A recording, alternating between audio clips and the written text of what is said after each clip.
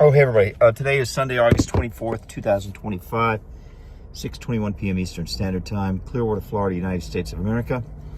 Thank you for watching my video. I'm having a lot of fun making videos past day or two, so since it's fun, I'm going to keep doing it. And today I want to talk about what it means to be a remnant. Okay, what it means to be a remnant. If you grew up in church like I did, and you still go to church like I do, then you always have heard and are hearing people talk about God keeping a remnant, okay?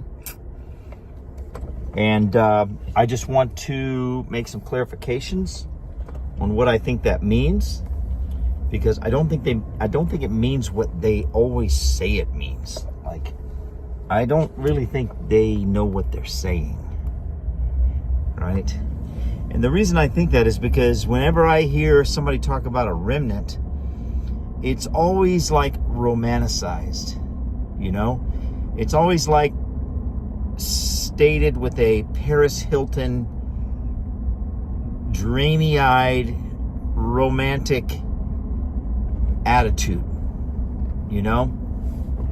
And that guy acted like he's going to pull right out in front of me. So, anyway, but he didn't, so that's good.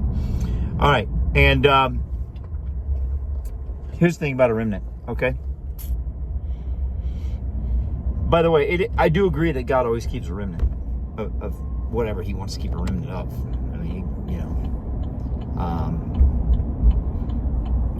this, like I was talking about Abraham, Sarah, Hagar, Isaac, and Ishmael, you know?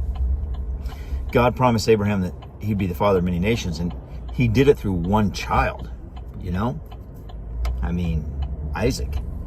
So I'm sure that my assumption is that when God told Abraham that, Abraham's thinking in his mind, it's like, oh, wow, I'm going to have 30 wives, I'm going to have 600 kids, yeah, I'm going to be the father of many nations. I mean, that's what that sounds like, right?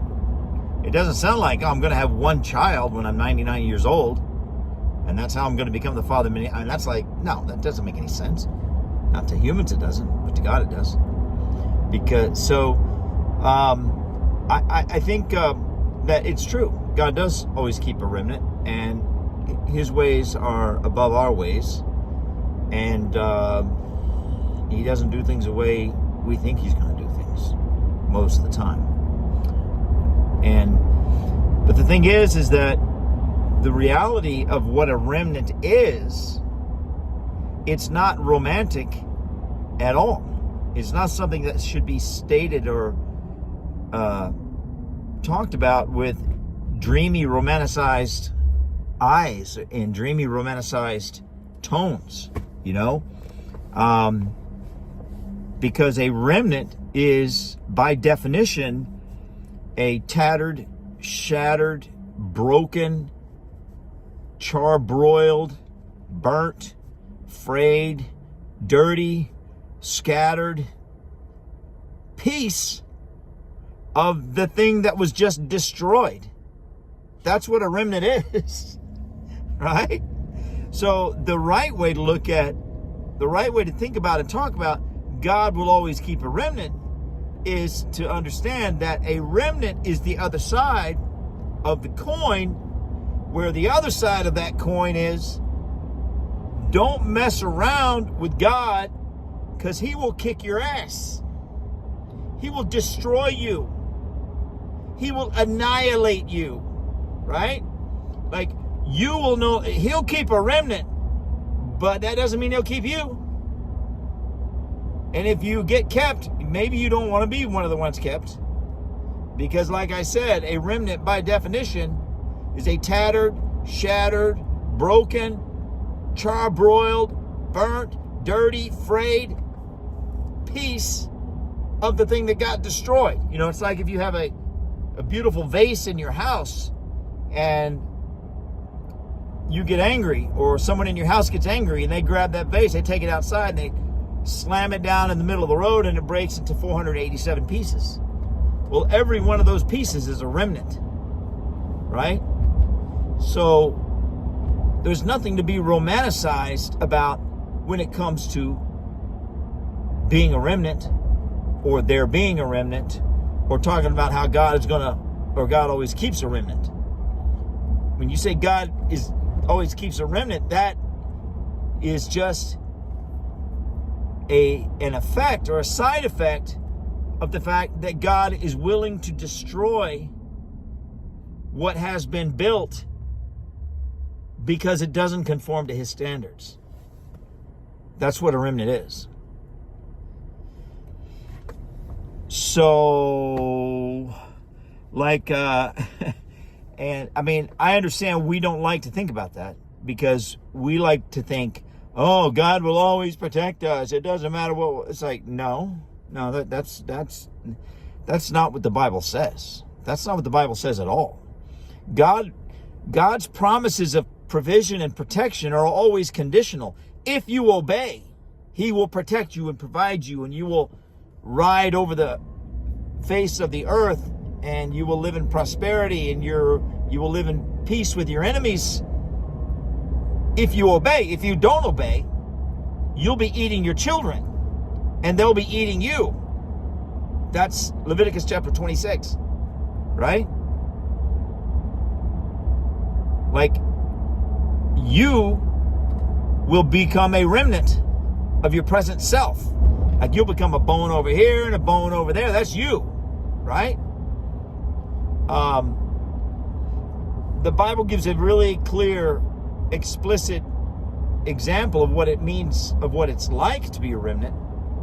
In the story of Elijah, I think it was Elijah, who killed the 400 some odd prophets of Baal when the fire came down and consumed the altar, the sacrifice on the altar and the altar itself, in spite of the fact that like 40 jars of water had been poured, or 8 jars, or how many jars of water were poured on it. Excuse me. And then, you know, all the prophets of Baal were killed at Elijah's command. And then Elijah got a threat from Jezebel, and then he took off and ran for 40 miles without stopping. I think he ran faster than a horse or something like that. And he got to a cave, and he's complaining to God. He's like, I'm the only one left, right? That's what it's like to be a remnant. And God's like, well, no, not really. I have 7,000 other just like you. But because God has the big picture, right? But when you are the remnant, you're looking around, and all you see is destruction. You know, all you see is the enemy, or whoever destroyed you. All you see is hopelessness. There are other people there, yes, but you don't see that, right? So, I don't know. It's just kind of like a bugaboo for me. It's kind of like a thorn in my, like a piece of sand in my shoe. It's just kind of an annoyance. It's like, can we stop talking in romantic terms about God keeping a remnant? There's nothing romantic about there being a remnant, you know? Whenever I hear somebody talking like that, I think of somebody having like a, you know, a 1/16th of 1/16 inch thick skull made out of paper mache, and their head is full of, you know, like glitter confetti or something. I mean, it's like, do you even know what you're saying? You know? And I genuinely think they don't know. Not in that case. I'm not saying they never know what they're saying. I'm saying in that particular case, in that context, at that time, they don't actually know what they're saying. So, okay, that's it. That's my remnant rant. And thank you for watching my video. Today is Sunday, August 24th, 2025, 6:30 p.m. Eastern Standard Time, Clearwater, Florida, United States of America. God bless you. Peace, blessings, liberty to you and yours. Bye.